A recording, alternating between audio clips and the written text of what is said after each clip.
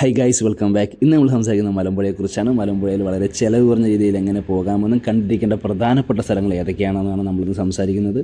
നമുക്ക് വളരെ ചിലവ് കുറഞ്ഞ് പോകാൻ പറ്റുന്ന ഏറ്റവും നല്ല മാർഗ്ഗം എന്ന് പറഞ്ഞാൽ ഇന്ത്യൻ റെയിൽവേ ആണ്. അപ്പം റെയിൽവേയിൽ നിങ്ങൾ കേരളത്തിലുള്ള ഏത് സ്റ്റേഷനിൽ നിന്ന് കയറിയാലും ഒലവക്കോട് നിന്ന് ടിക്കറ്റ് എടുക്കുക, പാലക്കാട് ജംഗ്ഷനിൽ നമുക്ക് ഇറങ്ങാൻ പറ്റും.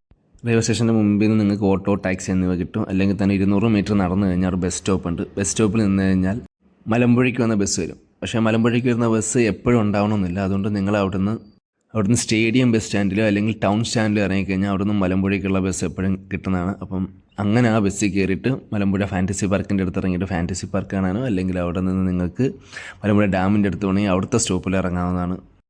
സ്റ്റാൻഡിൽ നിന്നാണെങ്കിൽ 20 രൂപയുള്ള ടിക്കറ്റിന്. ആ ടിക്കറ്റ് നിങ്ങൾക്ക് മലമ്പുഴ ഡാമിൻ്റെ അടുത്ത് ഫ്രണ്ടിലുണ്ട് ഇറക്കുന്നതാണ്. തിരിച്ച് വരാനാണെങ്കിൽ നിങ്ങൾക്ക് മലമ്പുഴ ഡാമിൻ്റെ ഫ്രണ്ടിൽ നിന്ന് ബസ് ലഭിക്കുന്നതാണ്. ബസ് നിങ്ങൾക്ക് പാലക്കാട് ഇറങ്ങാൻ പറ്റുന്നതാണ്. പാലക്കാട് ജംഗ്ഷൻ ഇറങ്ങാൻ പറ്റുന്നതാണ്. റെയിൽവേ സ്റ്റേഷൻ എടുത്ത് റെയിൽവേ സ്റ്റേഷനിൽ ഇറങ്ങാം. സ്റ്റേഡിയം സ്റ്റാൻഡ് ഇറങ്ങി സ്റ്റേഡിയം സ്റ്റാൻഡിൽ ഇറങ്ങാം. ഇതാണ് പോകാൻ പറ്റിയ ഏറ്റവും എഫക്റ്റീവായിട്ടുള്ള മാർഗ്ഗം. പിന്നെ സ്വന്തം വാഹനത്തിൽ വരുന്നവർക്ക് അങ്ങനെയുള്ള പോകാം. ഇനി മലമ്പുഴയെ കണ്ടിരിക്കേണ്ട പ്രധാന കാര്യങ്ങളിലൊന്നാണ് ഫാൻറ്റസി പാർക്കാണ്. ഫാൻറ്റസി പാർക്ക് കുട്ടികളായിട്ട് വരുന്നവർക്കാണെങ്കിൽ ഫാൻറ്റസി പാർക്ക് ഭയങ്കര എൻജോയ്മെൻ്റ് ഉള്ള കാര്യമാണ്. രണ്ടാമത് മലമ്പുഴ ഗാർഡനാണ്. ഞാനിപ്പോൾ ചെന്നപ്പോൾ ഭയങ്കര നല്ല മഴയുള്ള സൂപ്പർ ക്ലൈമറ്റ് ആയിരുന്നു. ഈ ക്ലൈമറ്റിൽ പോകുന്നവർക്ക് പറ്റിയ സ്ഥലമാണ് മലമ്പുഴ ഗാർഡൻ. ഗാർഡനോട് കൂടി തന്നെയാണ് നമുക്ക് ഡാമിൻ്റെ റിസർവോയറും എല്ലാം ഉള്ളത്. ഡാമിൻ്റെ മേലുള്ള വ്യൂ എന്ന് വെച്ചാൽ വളരെ വളരെ ഗംഭീരമാണ്.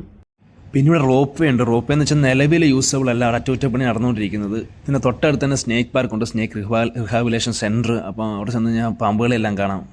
പിന്നെ ഫേമസ് ആയിട്ടുള്ള റോക്ക് ഗാർഡൻ എന്ന് വെച്ചാൽ ഇവിടുന്ന് ഒരു 1/2 കിലോമീറ്റർ മാറിയാണ്. അപ്പോൾ നിങ്ങൾക്ക് അങ്ങോട്ട് നടന്നു വേണമെങ്കിൽ പോകാം, അല്ലെങ്കിൽ ഓട്ടോ വിളിച്ച് വേണമെങ്കിൽ പോകാം. പിന്നെ പ്രധാനമായിട്ടും കണ്ടിരിക്കേണ്ട സ്ഥലമാണ് കവാ റിസർവോയർ.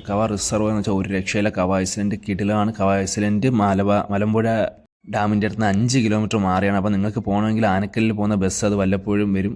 അത് ഒരു ദിവസം 2 ട്രിപ്പോ 3 ട്രിപ്പോ അങ്ങോട്ടേ ഉള്ളൂ. നിങ്ങൾ ഓട്ടോയിൽ പോകുന്നതാണ് നിങ്ങൾക്ക് ബെറ്റർ. പിന്നെ അവിടെ സ്റ്റേ ചെയ്യാൻ ആഗ്രഹിക്കുന്നവർക്ക് ഹോം സ്റ്റേ അവൈലബിൾ ആണ്.